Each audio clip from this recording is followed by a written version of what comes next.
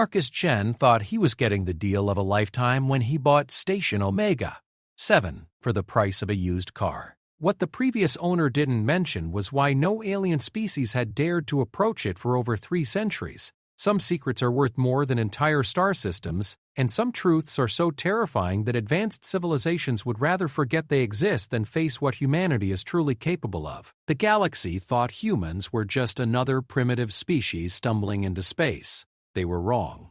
Dead wrong. And Marcus was about to discover why the most powerful alien empires in known space had been running from something they found in the depths of that seemingly abandoned station. Something that proved humanity wasn't just dangerous, but absolutely unstoppable. Marcus Chen stared at the holographic display showing the space station's schematics, unable to believe what he was seeing. The Cathari merchant across from him, a tall reptilian creature with golden scales and nervous twitching tail, kept glancing toward the exit of the dingy trade post as if expecting someone to burst through the doors at any moment. You're telling me this entire station, fully operational with life support and everything, costs only 12,000 credits? Marcus asked, his voice barely containing his disbelief. That was less than he'd paid for his beat-up cargo hauler. The merchant, who went by the name Sektar, nodded vigorously, his forked tongue flicking out to taste the recycled air. Yes, exactly that price. No more, no less. But you must understand, human, the sale must be completed today. Right now, in fact. Marcus leaned back in his chair, studying the alien's body language. In his 15 years as a freelance trader on the galactic frontier, he'd learned to read the signs when someone was desperate to make a deal. But this level of desperation was unusual, even by frontier standards. What's the catch? He asked bluntly. Stations like this usually go for millions, not thousands. Is it damaged, contaminated, built in a war zone? Sektar's scales rippled in what Marcus had learned was the Kithari equivalent of a nervous laugh. No damage, no contamination, no active conflicts in the surrounding systems. The station is called Omega-7, located in the Kepler 442 system approximately 47 light-years from here. It has been unoccupied for some time. How long is some time? The merchant's tail twitched more violently. Perhaps 300 of your years, give or take a few decades. Marcus felt his eyebrows rise. 3 centuries was a long time for any structure to remain operational in space, even with the best maintenance systems. Either this station was built with incredibly advanced technology, or there was something seriously wrong with it. And why exactly has it been sitting empty for 300 years? That's prime real estate in an unexplored system. Sektar looked around the trade post again, then leaned closer, lowering his voice. There are stories, legends really, probably nothing more than spacer tales meant to frighten young ones, but some species avoid that system entirely. What kind of stories? The kind that make no sense, Sektar said quickly. Ancient tales about the previous inhabitants. Nonsense about humans doing impossible things. You know how these old stories get exaggerated over time. Marcus felt a chill run down his spine. Wait, humans built this station? The Cathari's golden scales seem to dim. That is what the records indicate. But that cannot be accurate. Humans only achieved interstellar flight 30 years ago. This station is far older. Let me see those records. Sektar hesitated, then activated another holographic display. The text was in Cathari script, but Marcus's translator implant converted it to English as he read. What he saw made his blood run cold. The station had indeed been built by humans, but according to these records, it was constructed over 400 years ago. That was impossible. Humanity hadn't even reached their own moon 400 years ago, let alone built space stations and distant star systems. This has to be a mistake in the dating system, Marcus muttered. But even as he said it, he wasn't convinced. Perhaps, Sektar agreed quickly. Regardless, the station exists, it is functional, and it can be yours for a very reasonable price. What matters is that you are human, which means you have legal claim to any human-built structures under Galactic Accord 847. Marcus studied the schematics more carefully. The station was massive, easily the size of a small city, with multiple habitat rings, docking bays that could accommodate ships ranging from single-person shuttles to massive cargo haulers, and what appeared to be extensive research facilities. The design was unlike anything he'd seen before. It had a distinctly human aesthetic, but the technology level seemed far beyond what humanity had achieved even now. "I need to think about this," he said. Sektar's scales went completely pale. "I am afraid thinking time is a luxury I cannot offer. I have other buyers coming, and they will not be as reasonable about price. There are those who would prefer this station be destroyed rather than allow anyone to claim it." "Destroyed? Why would anyone want to destroy it?" "Because some things are better left undisturbed," Sektar said, his voice barely a whisper. "But that is just superstition talking. Surely a human such as yourself does not believe in old space or ghost stories." Marcus looked at the schematic again. Even if half the station systems were non-functional, it would still be worth millions. And if the technology inside was as advanced as it appeared, it could be worth far more than that. He thought about his current situation, barely making ends meet, hauling cargo between frontier worlds, sleeping in his ship's cramped quarters. 12,000 credits, you said? Precisely that amount. I can transfer ownership immediately. Marcus pulled out his credit chip, his hand trembling slightly. This was either the best decision he'd ever made or the worst, but he couldn't pass up an opportunity like this. Transfer the funds. Sektar's relief was palpable as he processed the transaction. Within minutes, Marcus found himself the legal owner of a mysterious space station that supposedly shouldn't exist. "One piece of advice, human," Sektar said as they concluded their business.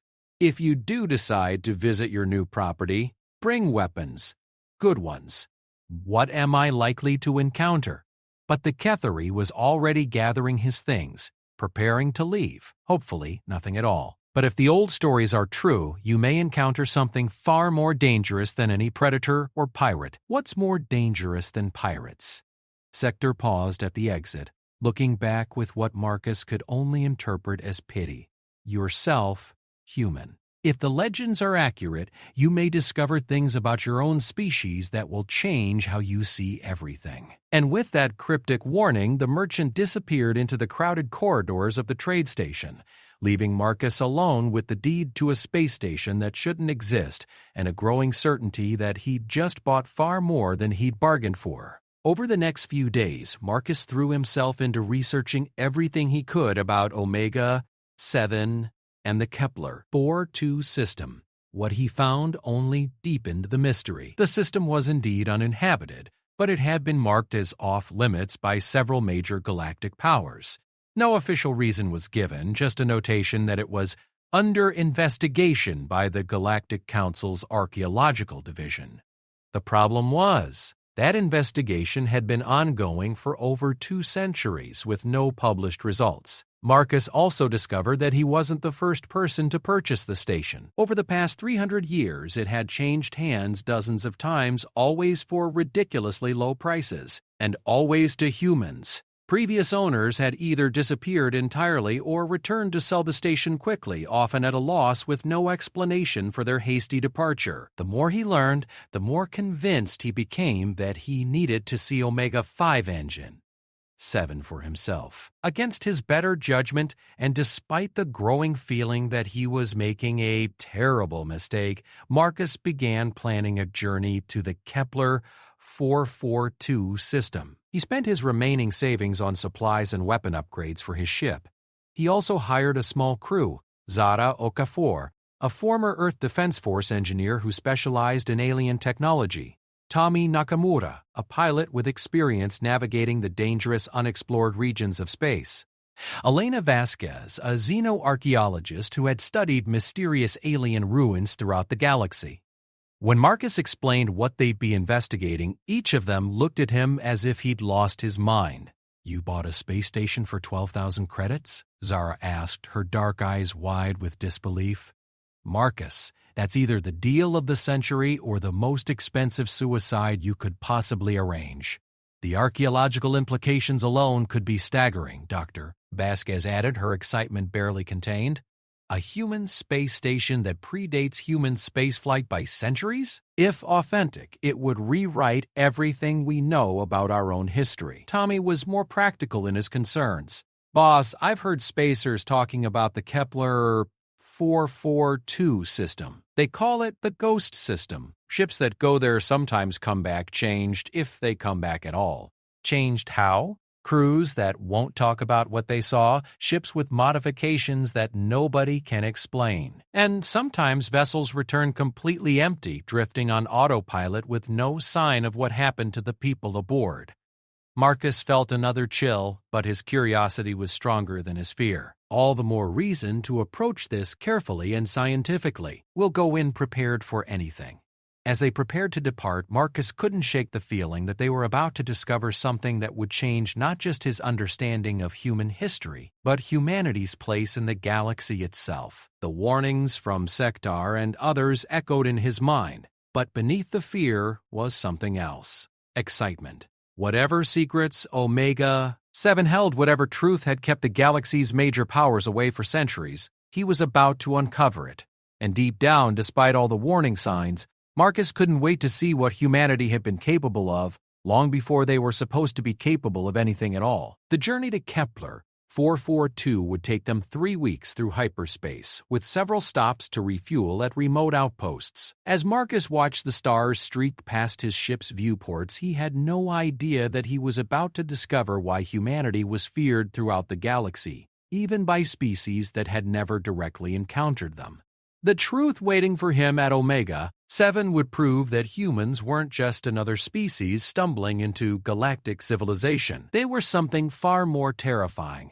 The descendants of a people so advanced and so ruthlessly efficient that entire alien empires had built their policies around making sure humanity never remembered what they were truly capable of. And Marcus Chen, with his bargain basement space station and his small crew of explorers, was about to remind the galaxy why that fear was entirely justified. The first thing Marcus noticed when they dropped out of hyperspace at the edge of the Kepler 442 system was the silence.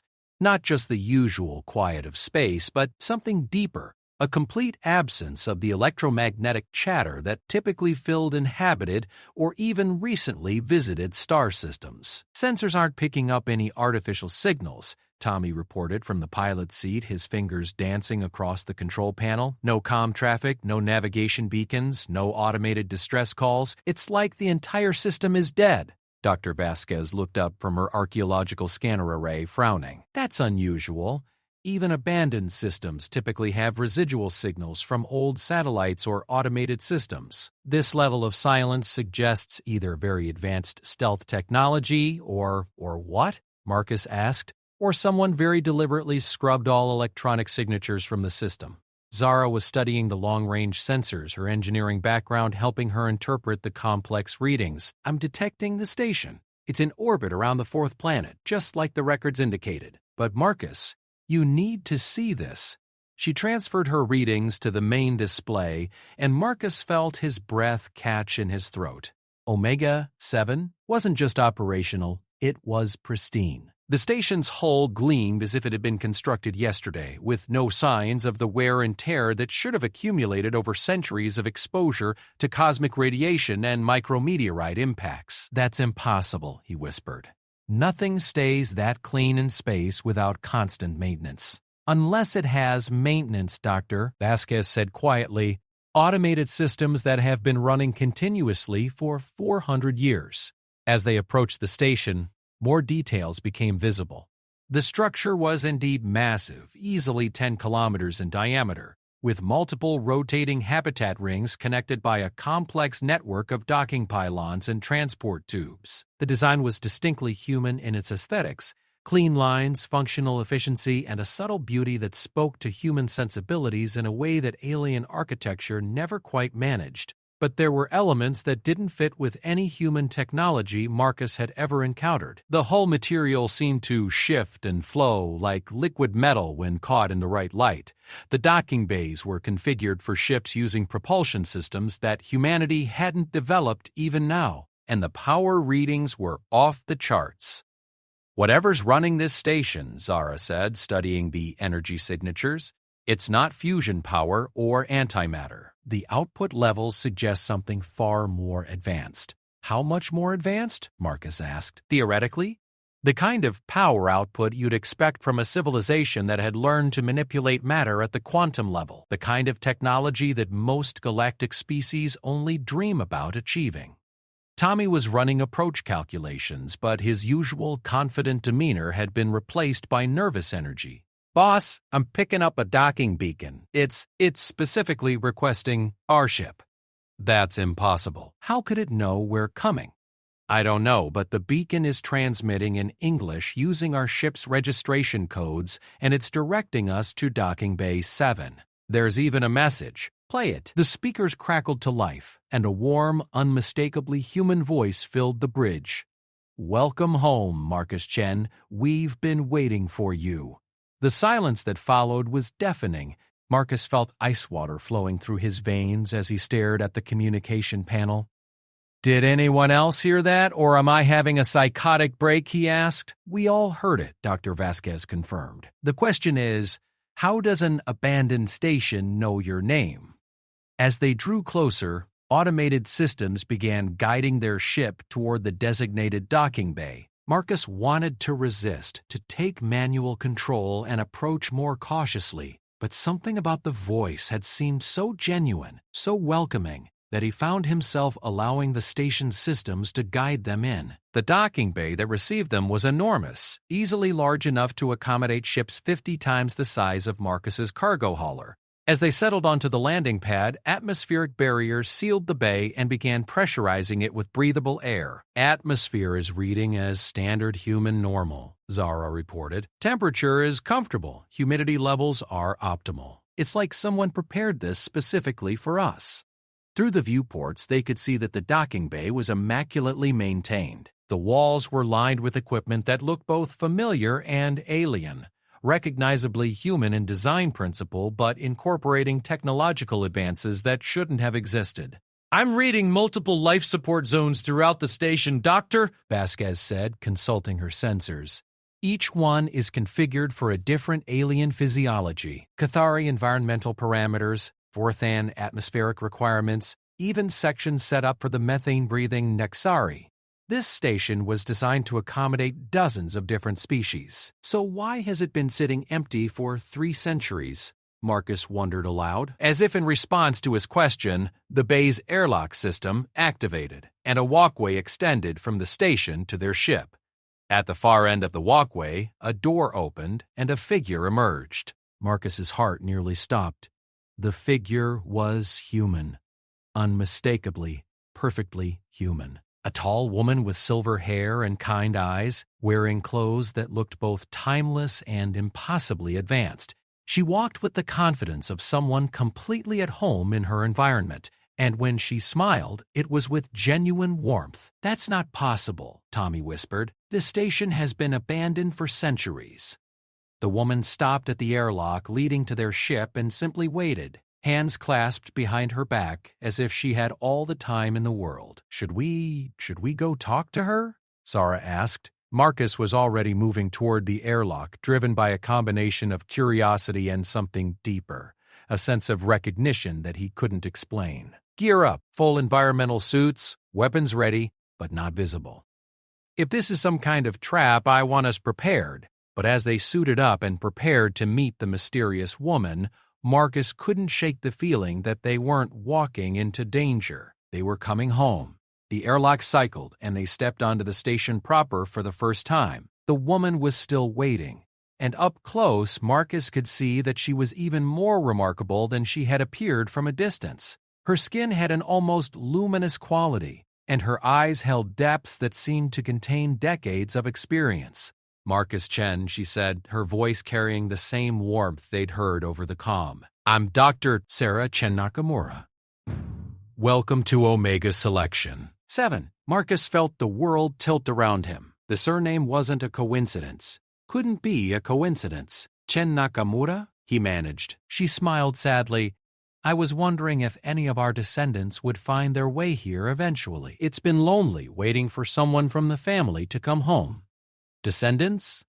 Doctor. Vasquez stepped forward, her scientific curiosity overcoming her caution. "Ma'am, I'm Dr.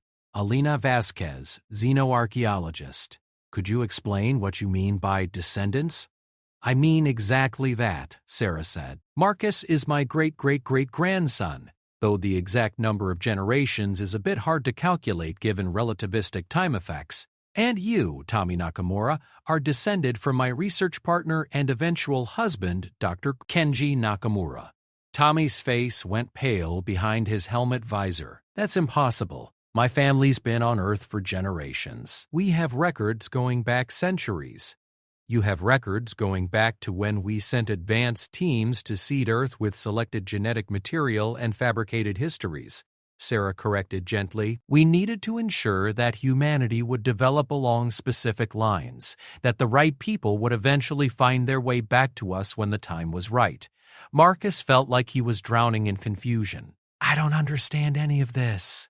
"If you're human, if this station was built by humans, why do the galactic records show it as being older than human spaceflight?" Sarah's expression grew more serious. "Because those records are accurate. We built this station over 400 years ago. We've been traveling between the stars for millennia." "That's impossible." "Is it?"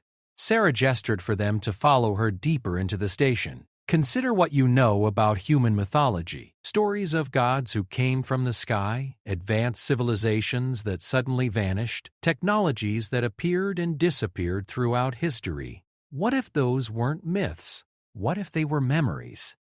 As they walked through corridors that hummed with barely contained energy, Marcus tried to process what he was hearing. The station around them was clearly far beyond anything humanity had achieved, but it was also undeniably human in its design and feel. "The truth is," Sarah continued, "humanity reached the stars long before your recorded history begins. We built an empire that spanned dozens of galaxies. We achieved levels of technological advancement that made us effectively immortal. We could manipulate matter and energy in ways that seemed like magic to less developed species." "What happened to this empire?" Sarah asked. "We made a mistake," Sarah said simply. "We encountered something in the deep dark between galaxies, something that saw our advancement as a threat to the natural order of the universe. A war began that lasted for thousands of years. They entered a vast chamber filled with holographic displays showing star maps that stretched across impossible distances. Marcus could see systems marked in various colors: red for conflict zones, blue for areas under human control, green for neutral territories, and vast swaths of space marked in ominous black. "We were winning," Sarah said, manipulating the displays to show the progression of the conflict. Our technology, our adaptability, our refusal to accept defeat, we were pushing them back across multiple galaxies. But victory came at a cost we hadn't anticipated." "What cost?" Vasquez asked, her scientific mind struggling to accept what she was seeing. "We became something that the universe couldn't tolerate. Our advancement was so rapid, so complete, that we began to destabilize the fundamental forces that held reality together. Our very existence was becoming a threat to the continuation of the universe itself." Marcus stared at the star maps, seeing the black zones expanding like a cancer across the displayed galaxies. "What did you do?" "We made the hardest decision any species has ever had to make," Sarah said. "We chose to forget. We scattered ourselves across the cosmos, wiped our own memories, and started over as primitive civilizations on thousands of different worlds. We became our own children, hoping that someday when the universe was ready, we would rediscover what we had lost." "Earth," Marcus whispered. "Earth was one of hundreds of such worlds, but it was special because it was meant to be the key. When humanity was ready, when the galaxy had stabilized enough to handle our return, one of our descendants would find their way back to stations like this one. They would learn the truth about what we are, what we were, and what we could become again." The implications of what she was saying hit Marcus like a physical blow. "You're saying that humans aren't just another species that developed spaceflight, we're the descendants of something that was powerful enough to threaten reality itself?"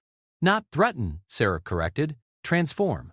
We weren't trying to destroy the universe. We were trying to evolve it to help it reach its full potential, but evolution is always perceived as destruction by those who aren't ready for change. She led them to another chamber, this one containing what appeared to be a massive computer core that pulsed with energy patterns too complex for Marcus to follow. This is the archive, Sarah explained. It contains the complete history of our species, our technology, our achievements, and our failures. It also contains something else, the genetic and neural patterns needed to restore our descendants to their full potential. Restore us? Tommy asked nervously. The humans currently scattered across the galaxy are like children playing with toys compared to what your ancestors were capable of. You have the genetic potential, but it's been artificially suppressed. Your brains are operating at perhaps 5% of their design capacity. Your bodies are aging and dying when they were designed to be effectively immortal. You're using primitive technology when you have the blueprints for devices that could reshape solar systems in your very DNA. Marcus felt a mixture of excitement and terror. And this archive can restore that? It can, Sarah confirmed, but only if you choose to accept it. Once you know the truth, once you begin the process of remembering what humanity truly is, there's no going back. You'll become something that most galactic civilizations will see as their worst nightmare. Why? Sarah smiled, but there was something predatory in the expression. Because once you remember what you are, you'll realize that every other species in the galaxy exists only because we chose to let them, and some of them have spent the last few millennia making sure we never remembered that choice. The silence that followed was broken by alarms beginning to sound throughout the station. Sarah's expression immediately shifted from welcoming to alert. "What's happening?" Marcus asked. "It seems word of your arrival has spread faster than I hoped," Sarah said, moving quickly to a control panel. "We have incoming ships. Multiple fleets, actually. And they're not coming to welcome you home." On the display screens around them, Marcus could see dozens of ships dropping out of hyperspace at the edge of the system. Ships bearing the markings of the Cathari Confederacy, the Vorthan Empire, the Nexari Collective, and several other major galactic powers. They're here to stop this, aren't they? He realized. They're here to ensure that humanity never remembers what it's capable of, Sarah confirmed. The question is, Marcus Chen, are you ready to learn why they're so afraid of us? As the first wave of alien ships began their approach to the station, Marcus realized that his simple real estate purchase had become something far more significant. He was about to discover not just who humanity really was, but why the galaxy had spent centuries making sure they never found out. The tactical display in the archive chamber showed the approaching alien fleets with brutal clarity. Marcus counted over 200 ships of various sizes and configurations, representing the combined military might of nearly every major galactic power. They were arrayed in a perfect containment formation around the Kepler's 442 system. "This is Fleet Admiral Kethvac of the Galactic Council Defense Force." A harsh alien voice crackled over the station's communication array. "Station Omega 7. You will immediately cease all operations and prepare to receive a boarding party. Any resistance will be met with overwhelming force." Sarah's fingers moved across the archive's control interface with practiced efficiency. They'd been monitoring the system for decades, waiting for someone to claim the station. The moment you landed, automated signals went out across the galaxy. Signals saying what? Dr. Vasquez asked. "That humanity is beginning to remember," Sarah replied grimly, "and that the greatest threat the galaxy has ever known is about to awaken." Marcus watched the alien fleets continuing their approach and felt a strange mixture of fear and anger building in his chest. "We're 4 people on an abandoned space station. You're 4 descendants of the species that once built devices capable of igniting stars as weapons," Sarah corrected. 4 inheritors of a legacy that includes technology to manipulate time, reshape matter at the quantum level, and traverse the barriers between dimensions. The beings approaching us right now exist only because your ancestors chose mercy over efficiency. Tommy was studying the tactical readouts, his pilot training helping him assess their situation. "Even if what you're saying is true, what can we do against 200 warships? This station might be advanced, but it's still just one facility against an entire battle fleet. Sarah smiled, and for the first time since they'd met her, Marcus saw something genuinely dangerous in that expression. Tommy, you're thinking like a human who's forgotten what humans are capable of. Let me show you something. She activated a new series of displays in the archive chamber filled with holographic representations of various devices and technologies. Marcus recognized some elements. They looked like evolved versions of human engineering principles, but the applications were beyond anything he'd ever imagined. This is a quantum cascade generator, Sarah explained, highlighting one particular device. It can convert matter directly into energy at 99% efficiency. This is a temporal anchor, which allows localized manipulation of time flow. And this is a dimensional phase inducer, which can shift matter between parallel realities. Those are just theories, Zara protested. Even our most advanced scientists say some of those technologies are impossible. Your scientists are working with artificially limited knowledge, Sarah said patiently. The genetic modifications we implemented when we scattered ourselves included neurological restrictions. You literally cannot think beyond certain boundaries unless those restrictions are removed. The incoming alien fleets were now close enough that individual ship types were visible on the scanners. Marcus could see Cathari dreadnoughts, Vorthan carrier ships, Nexari stealth destroyers, and dozens of other vessel classes he didn't recognize. Station Omega. 7, Admiral Kethvak's voice returned, more urgent now. You have 30 seconds to respond, or we will assume hostile intent and act accordingly. They're not bluffing, Sarah said, checking the station's status displays. The combined firepower out there could sterilize this entire system. Then we should surrender, Marcus said. I don't know what game you're playing, but I'm not going to get my crew killed over it. Marcus, Sarah said gently, do you trust me? It was a loaded question. He'd known this woman for less than an hour, and everything she'd told him contradicted everything he thought he knew about reality. But there was something about her, something that resonated with a part of him he'd never known existed, that made him want to say yes. I don't know, he answered honestly. That's a good answer. Trust should be earned, not assumed. But I need you to understand something. If you choose to leave now, to surrender to those fleets, you'll never get another chance like this. The galactic powers will ensure that no human ever finds their way back to a station like this again. And if we stay, then you'll learn what humanity is truly capable of, and you'll understand why they're so afraid of us. The 30-second deadline was approaching rapidly. Marcus looked at his crew. Tommy was pale but determined. Dr. Vasquez was practically vibrating with scientific curiosity despite the danger, and Zara was studying the station's defensive systems with the focused attention of someone trying to solve an impossible engineering problem. Boss, Zara said quietly, the power signatures I'm reading from this station are off the charts. If even half of what she's claiming is true, we might have options they don't expect. Before Marcus could respond, the decision was made for them. The alien fleets opened fire. The first salvo of energy weapons and kinetic projectiles struck Omega, 7's defensive barriers, and Marcus braced for impact. Instead, he watched in amazement as the attacks were absorbed and dispersed by defensive fields that seemed to bend space itself around the station. Impressive? Sarah noted casually. They're using concentrated plasma streams and relativistic projectiles, effective against most targets, but our defensive matrix was designed to handle weapon systems several generations more advanced than what they're using. Our defensive matrix? Marcus asked. Your defensive matrix, Sarah corrected. The station's systems have been waiting for a legitimate human owner to claim them. The moment you completed the purchase transaction, Omega 7 became fully operational under your command.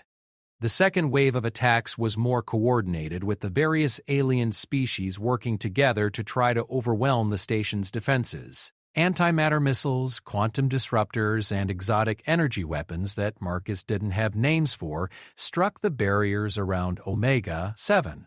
The results were the same. The attacks were absorbed or deflected with apparent ease. This is impossible, Admiral Kethvok snarled over the comm. No known defensive technology can withstand that level of concentrated firepower. Admiral, Sarah activated the station's communication array. You're working with outdated intelligence. Allow me to introduce you to the current owner of Omega 7, Marcus Chen, legitimate heir to humanity's stellar empire. Humanity has no stellar empire. Kithak's voice was filled with rage and what sounded like genuine fear. They are a primitive species, barely capable of crude spaceflight. Are they? Sarah asked innocently. Marcus, would you like to respond to the Admiral's assessment of your species? Marcus found himself speaking before he consciously decided to do so. Admiral Kethvok, this is Marcus Chen. I'm going to give you one opportunity to withdraw your forces and leave this system peacefully. You dare threaten the combined might of the Galactic Council? We have 200 warships. And I have one space station built by people who could have sterilized your entire civilization before your ancestors crawled out of their swamps, Marcus replied, surprising himself with the confidence in his voice. But I'm feeling generous today. Sarah was doing something to the archive's controls, and Marcus felt a strange tingling sensation spreading through his body. It started as a warm feeling in his chest and gradually spread outward. Like waking up from a deep sleep he'd been trapped in his entire life. What are you doing to me? He asked. Activating the first stage of the awakening protocol, Sarah explained. Don't worry, this is just unlocking some basic capabilities. The full restoration process takes weeks and requires your explicit consent at each stage. The tingling sensation intensified, and suddenly Marcus could perceive the space around the station in ways he never experienced before. He could feel the electromagnetic signatures of the approaching ships, sense the quantum fluctuations of their weapon systems, even detect the biometric patterns of the alien crews aboard each vessel. I can sense them, he whispered. All of them. How is this possible? Your ancestors engineered themselves for enhanced awareness and intuitive understanding of quantum mechanics, Sarah said. What you're experiencing now is just the beginning of what humans are designed to be capable of. Dr. Vasquez was monitoring the process with her medical scanners. Marcus, your brain activity has increased by over 300%. Neural pathways that appeared to be dormant are lighting up like a Christmas tree. It's like watching someone's consciousness expand in real time. The alien fleets were regrouping for another assault, but Marcus found that he could predict their tactics with startling accuracy. He could see weaknesses in their formations, understand the limitations of their technology, and identify optimal strategies for defending against them. They're going to try a concentrated assault on the station's main power core, he said with certainty. They think if they can overload our primary energy source, the defensive barriers will collapse. Correct. Sarah confirmed.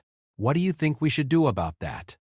Marcus studied the tactical situation, his enhanced awareness allowing him to process information at a speed that should have been impossible.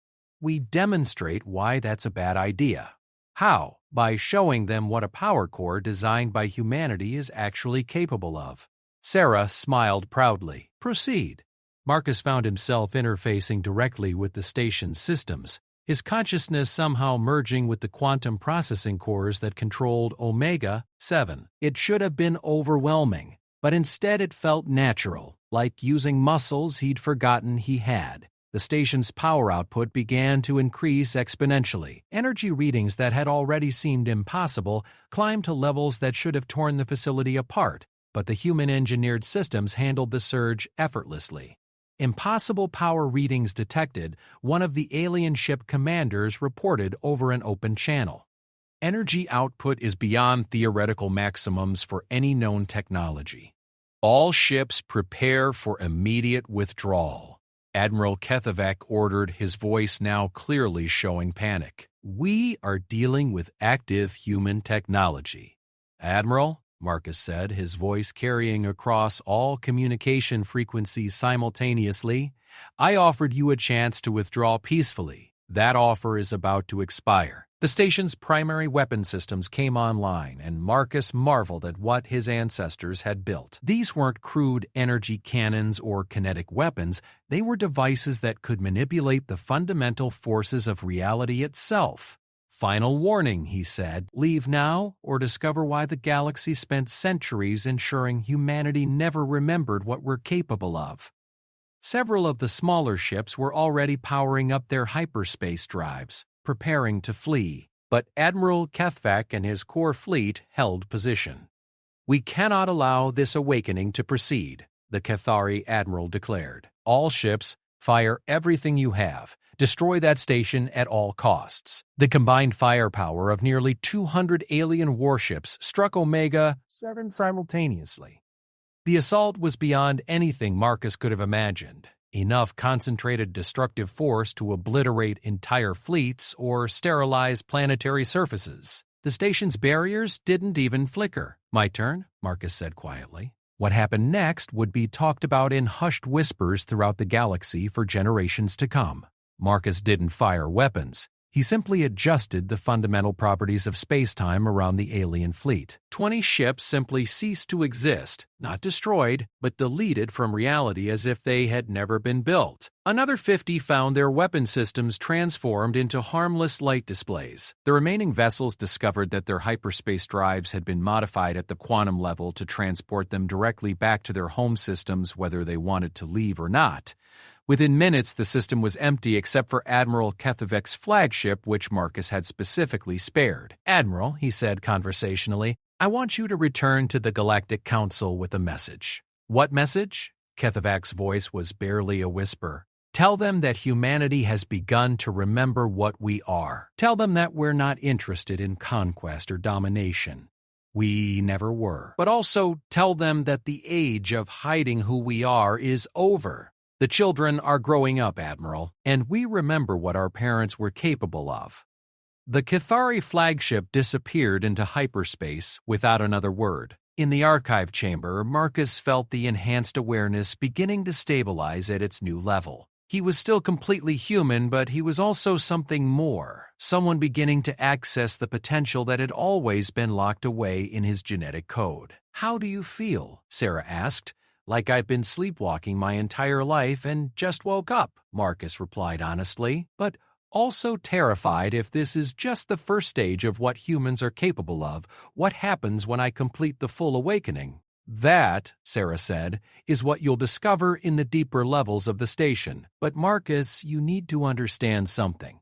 What happened here today will have consequences. The galactic powers will not simply accept humanity's return. They'll try to find ways to stop us, to contain us, maybe even to eliminate us entirely. Let them try, Marcus said, and he was surprised by the calm confidence in his own voice.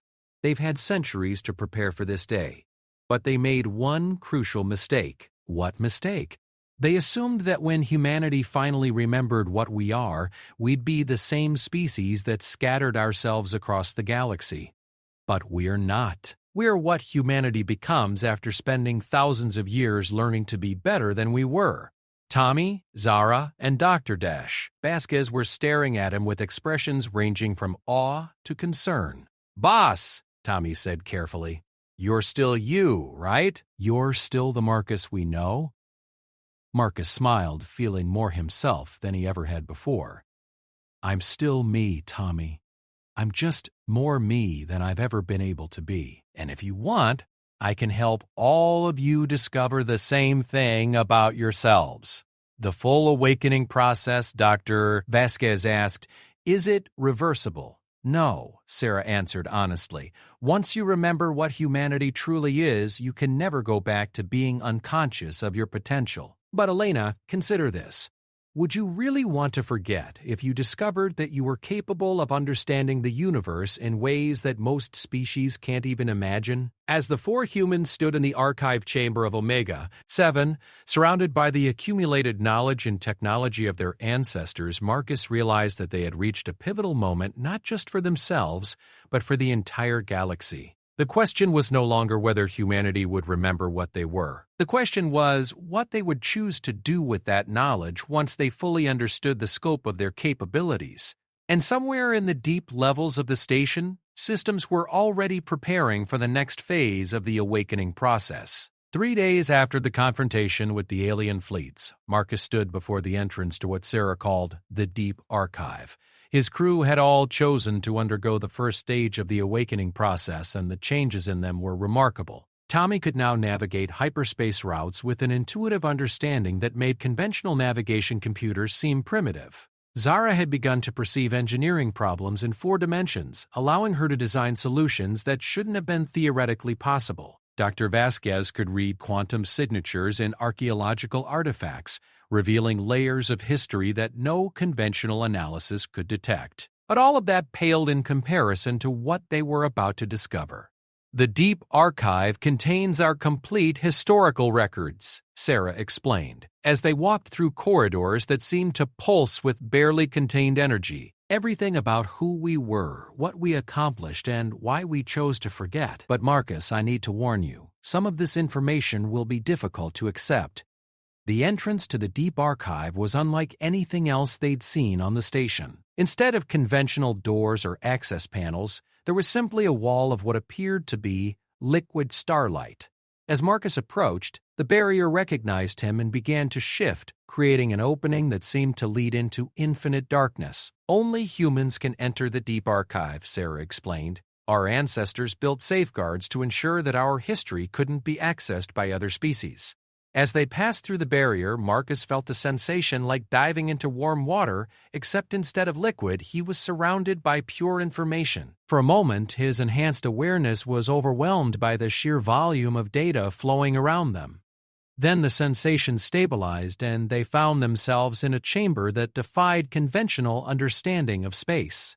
The Deep Archive existed in a pocket dimension, larger inside than the entire station, but somehow contained within a single room. The walls, if they could be called walls, were composed of flowing patterns of light that contained compressed memories, experiences, and knowledge accumulated over millennia. "Welcome to the true history of humanity," Sarah said. Dr. Vasquez was scanning the environment with instruments that were straining to process what they were encountering. "The spatial geometry here is impossible. This room appears to be several cubic kilometers in volume, but my external sensors show it as occupying roughly 50 square meters on the station. Space is more flexible than most species realize," Sarah explained. "When you understand how to manipulate quantum foam, conventional limitations become merely suggestions." Marcus approached one of the light patterns, and as he did, information began flowing directly into his consciousness. Not words or images, but pure understanding, as if he were remembering things he had personally experienced.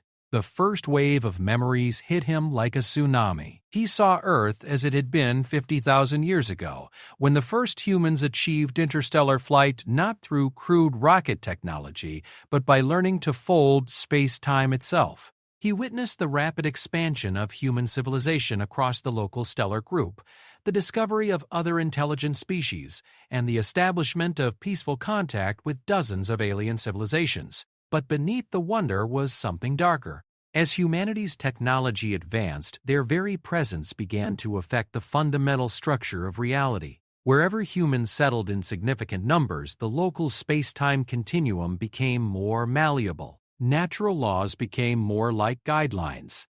Impossible things started happening with increasing frequency.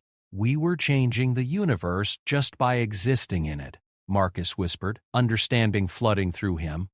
"Our consciousness, our way of thinking, it was incompatible with static reality." "Keep watching," Sarah said gently. The memories continued, showing him the first conflicts with species that saw humanity's reality-altering presence as a threat. But these weren't wars in any conventional sense. Human technology had advanced to the point where the distinction between thought and reality had become blurred. Human soldiers could literally think enemy ships out of existence. Human engineers could build structures that existed in multiple dimensions simultaneously. Human scientists could manipulate time itself as easily as adjusting a thermostat. The Kethari were the first to organize active resistance. Sarah's voice seemed to come from everywhere and nowhere. They convinced several other species that humanity represented an existential threat to the ordered universe. Marcus watched as the conflicts escalated. He saw human fleets that didn't fight so much as rewrite the laws of physics in their local area. He witnessed alien civilizations desperately trying to develop weapons that could affect beings who existed partially outside normal spacetime.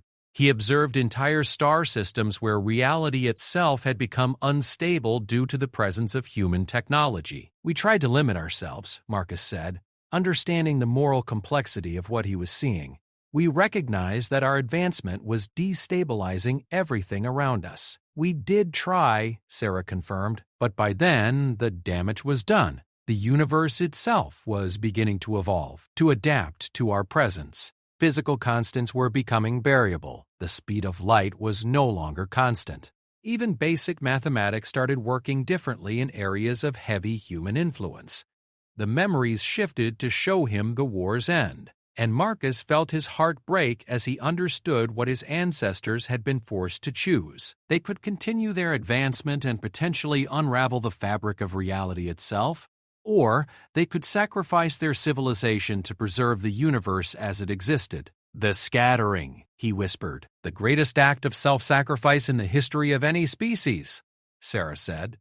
"We chose to become primitives again, to scatter ourselves across thousands of worlds and start over as barely sentient creatures, hoping that someday the universe would be stable enough for us to safely remember what we were."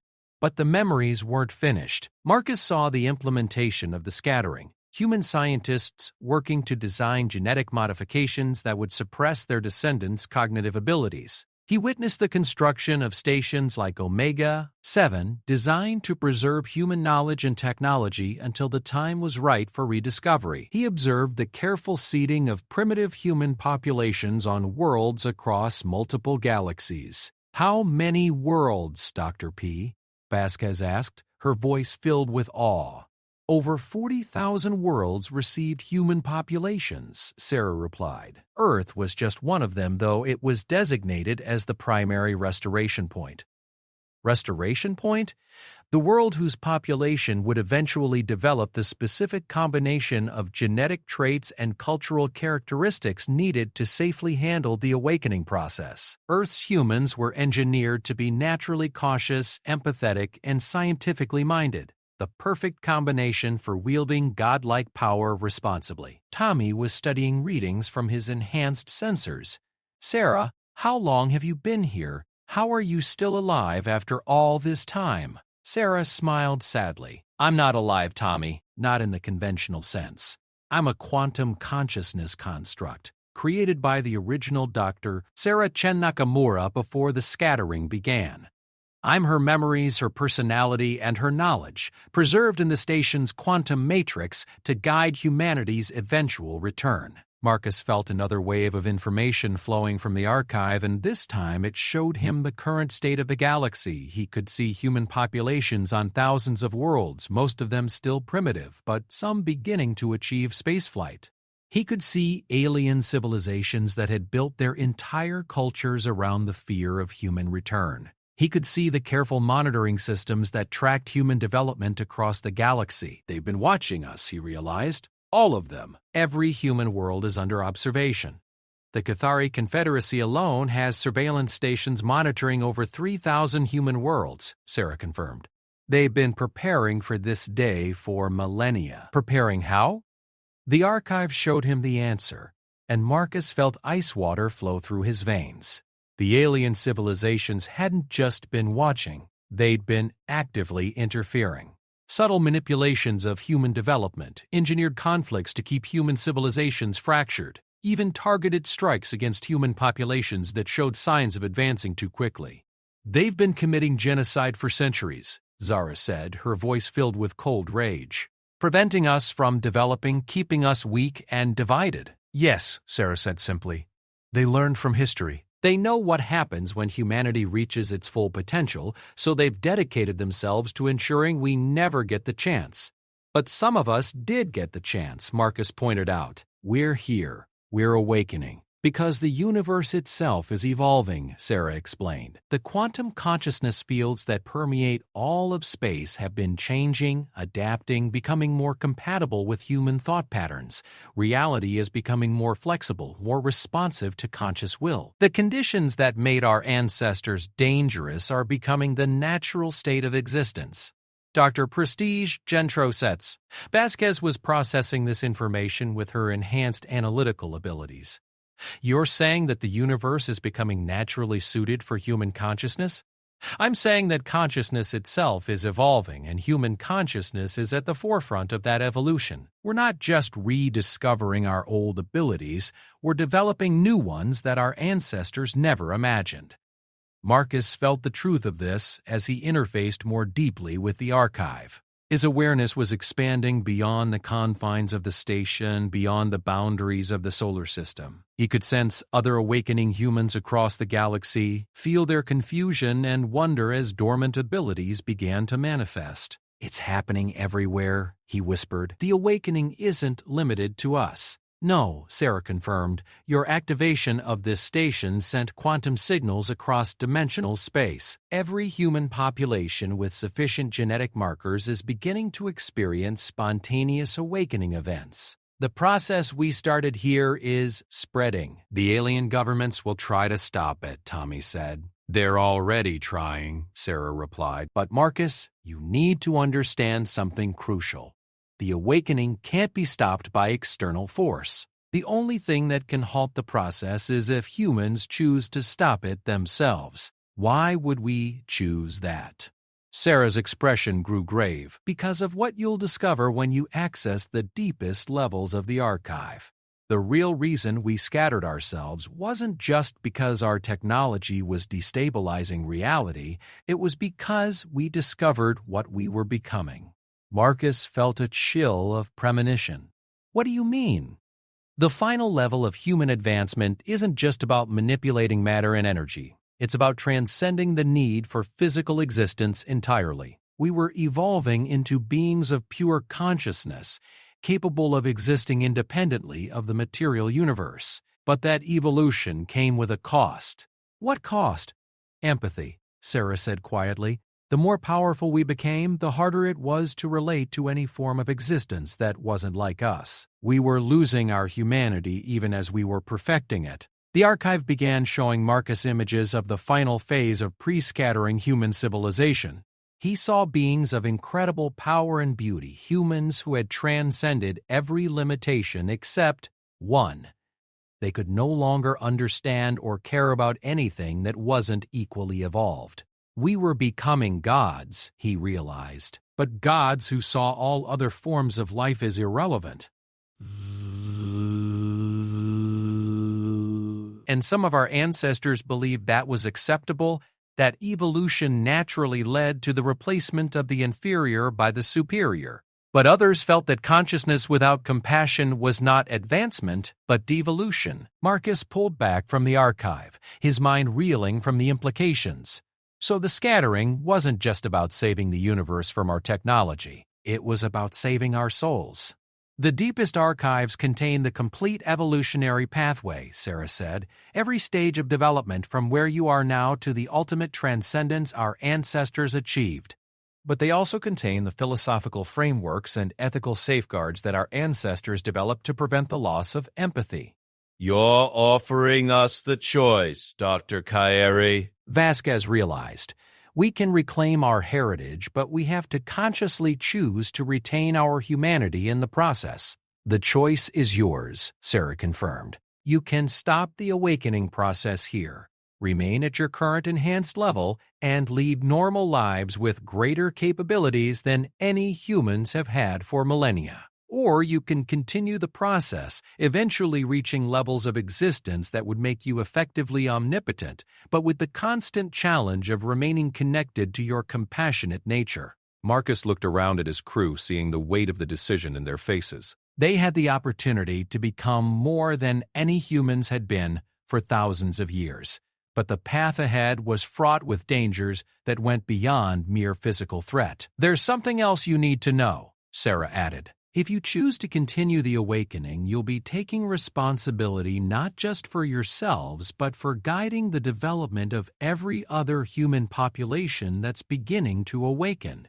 You'll become the template that determines what humanity becomes in the new age." The responsibility was staggering, but as Marcus looked at the flowing patterns of light in the deep archive, feeling the weight of his ancestors' accumulated wisdom and the potential for his species' future, he realized that this was exactly the kind of choice that defined what it meant to be human. The question wasn't whether they were capable of handling godlike power. The question was whether they could wield it while remaining worthy of the trust that implied. 2 weeks after discovering the truth in the deep archive, Marcus stood in the station's primary command center, watching as reports flooded in from across the galaxy. The awakening was spreading faster than anyone had anticipated, and the reactions from both human and alien populations were as varied as they were intense. "Status report," he said to Zara, who was coordinating communication with the various awakening human colonies. 17 worlds have established contact with us directly, she reported, her enhanced cognitive abilities allowing her to process data streams that would have overwhelmed a normal human mind. 43 more are showing signs of spontaneous awakening events, but they're not yet organized enough for coherent communication. And Marcus, some of the reports we're getting are incredible. She activated the main display showing a 3-dimensional map of the galaxy with human worlds marked in various colors. Blue indicated normal populations, yellow showed early-stage awakening, orange meant advanced awakening, and red marked populations that had achieved full conscious integration with reality. Marcus was surprised to see 3 worlds already showing red status. 3 populations have reached full awakening already? The Kepler 438 colony completed their transformation yesterday. Dr. Vasquez reported from her station where she was analyzing the psychological and sociological implications of the awakening. They're calling themselves the New Athens. According to their final transmission, they've transcended physical existence and are now exploring alternate dimensions of consciousness. Final transmission, they've moved beyond the need for technology or even physical bodies, Tommy explained, monitoring the various communication channels. From what we can determine, they still exist, but they're operating on a level of reality that we can't directly perceive yet. Marcus felt a chill. This was exactly what Sarah had warned them about, the risk of losing touch with humanity in the pursuit of ultimate power.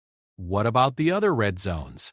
The Proxima Centauri colony chose a different path, Dr. Vasquez continued. They're calling themselves the Shepherds. Instead of transcending physical existence, they've dedicated themselves to guiding other human populations through the awakening process. They've established contact with 12 primitive human worlds and are providing technical and philosophical guidance. And the third, New Terra, Zara said grimly. They've designated themselves as the Arbiters. They're taking the position that non-awakened humans are fundamentally inferior beings who should be either enlightened by force or eliminated as genetic dead ends. Marcus closed his eyes, feeling the weight of responsibility pressing down on him. The 3 red zone colonies represented 3 possible futures for humanity: transcendence that led to abandonment of physical existence, service that retained connection to lesser evolved beings, and supremacy that viewed non-awakened consciousness as inferior.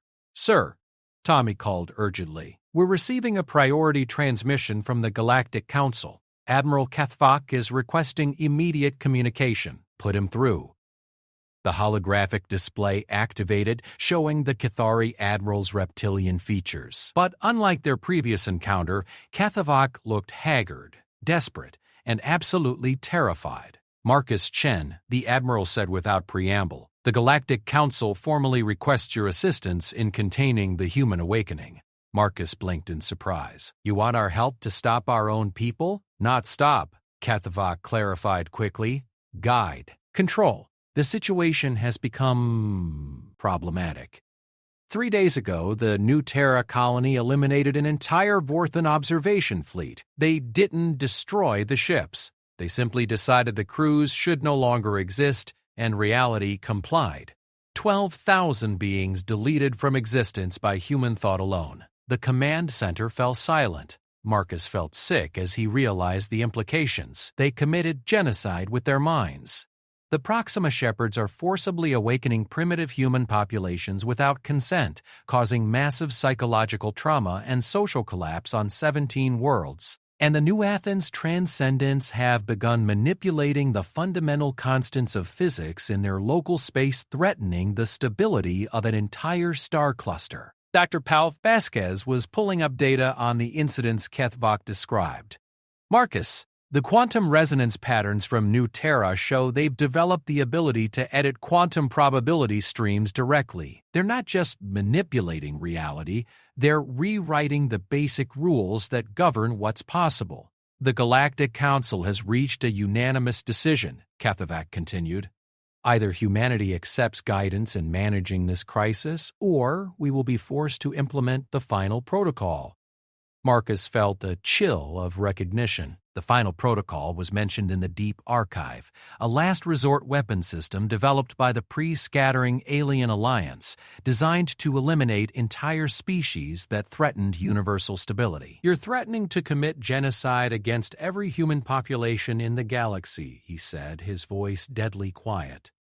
"We're threatening to preserve the universe," Kethovac replied. "Marcus Chen, you have shown wisdom and restraint in your awakening. The Council believes you may be capable of preventing the catastrophe that destroyed reality the first time humanity reached this level of development. What are you proposing?" "Accept designation as the primary human authority, guide the awakening process according to principles that prevent the excesses we're witnessing. In exchange, the galactic community will provide support and resources for managed human development." Marcus looked around at his crew, seeing the same mixture of opportunity and trap that he was feeling. "And if I refuse, then in 72 hours, reality sterilization devices will be deployed against every human world simultaneously. We will render human consciousness incompatible with existence itself." The transmission ended, leaving them in stunned silence. "They can't actually do that," Zara said, but her voice lacked conviction. "According to the archive, they can," Sarah's voice said as her holographic form materialized in the command center. "The final protocol was developed specifically as a weapon against consciousness-based threats. It doesn't destroy matter or energy. It makes it impossible for certain types of awareness to interact with reality."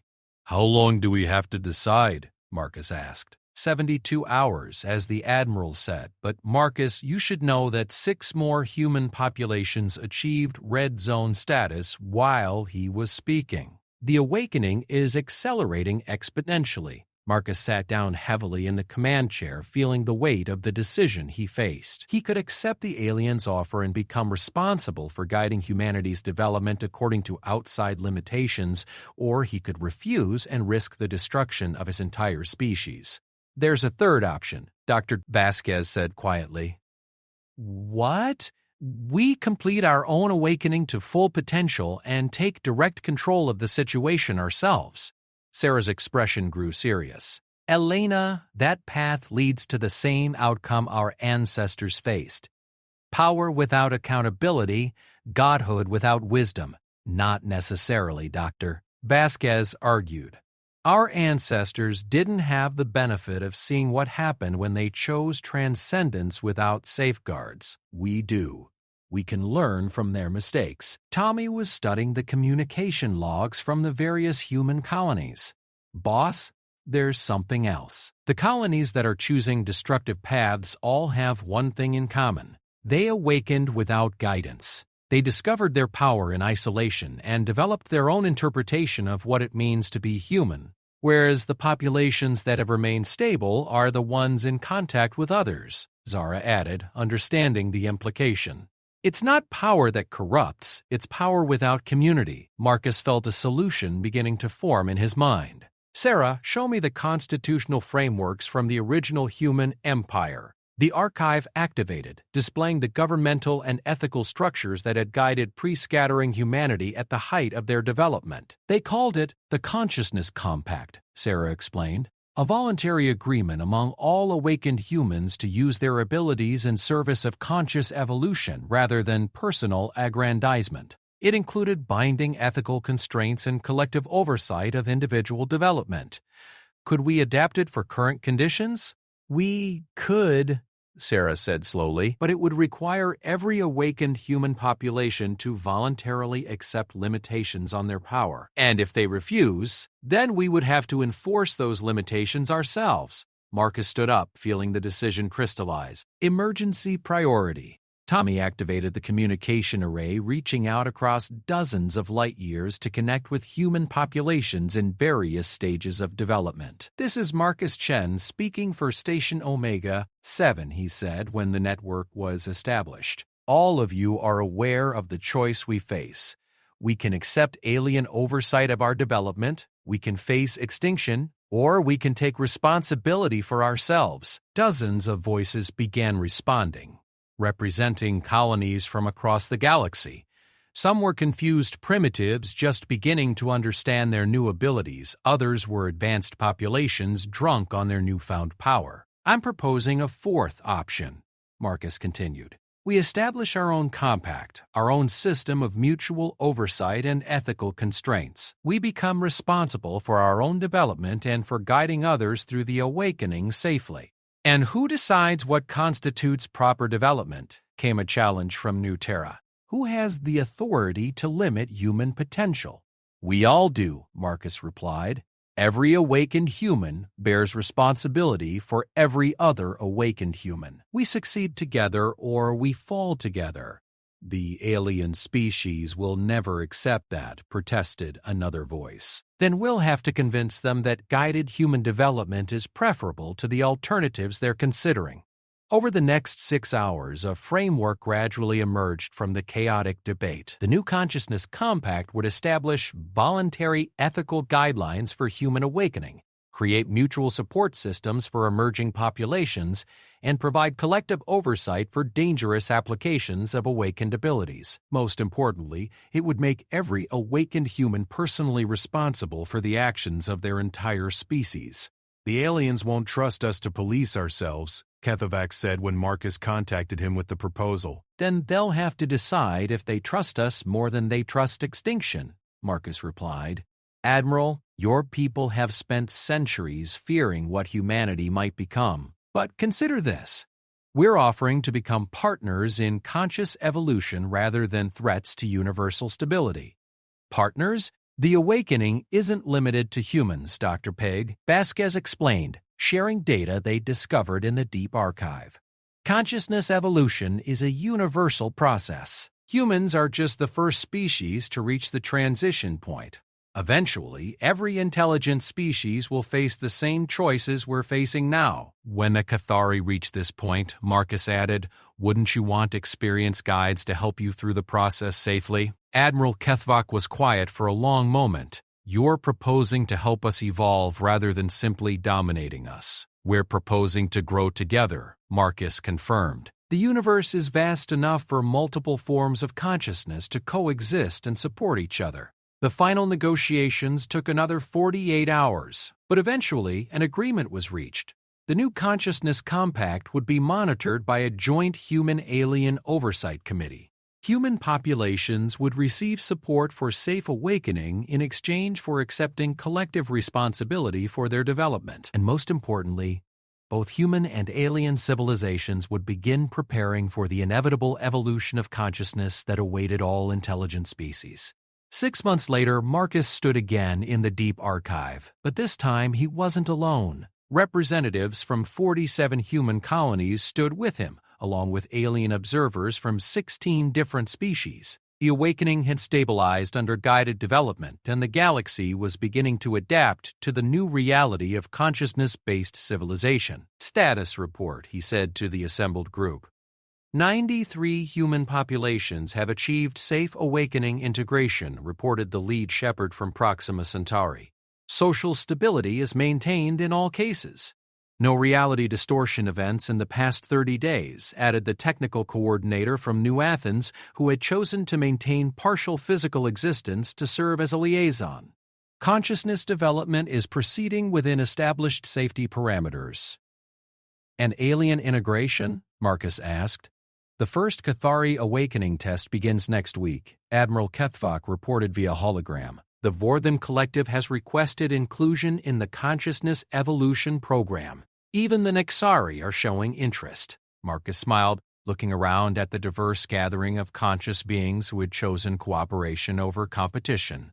"Then I'd say our species has finally learned the most important lesson from our ancestors." "Which is?" asked Dr. Vasquez.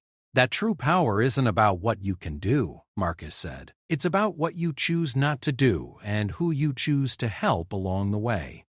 Outside the station, the galaxy continued its ancient dance among the stars. But within the expanding network of awakened consciousness, a new kind of civilization was taking shape, one based not on dominance or transcendence, but on the radical idea that the purpose of evolution was to lift all consciousness toward its highest potential. Humanity had remembered what they were capable of.